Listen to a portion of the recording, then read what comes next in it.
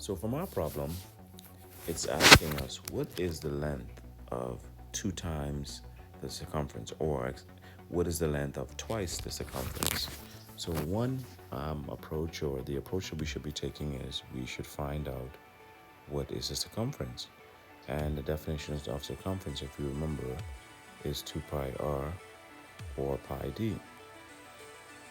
So given that we can find out what the radius is or what the diameter is, this would be our best way of solving this problem. So how can we find the diameter in this problem here? Well, we see that from one end of the square in the circle is actually touching another end of the square in the circle. So touching one end, touching both sides of the circle, which will be a straight line, this is your diameter. So how do we find a diameter? How do we find this line of a rectangle?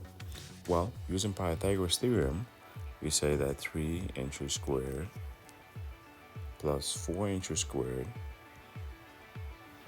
equals a given number.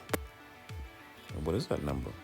9 inches squared plus 16 inches squared equals a given number squared. That number is actually 25 inches squared. So therefore, our diameter would then be the square root of 25 inches squared, which is equal to 5 inches. So we want to know what is the length of 2 times the circumference. So what we do is we find out the length of 2 times the circumference. So it will be 2 times 5 inches times pi. And that would equal to 10 pi inches.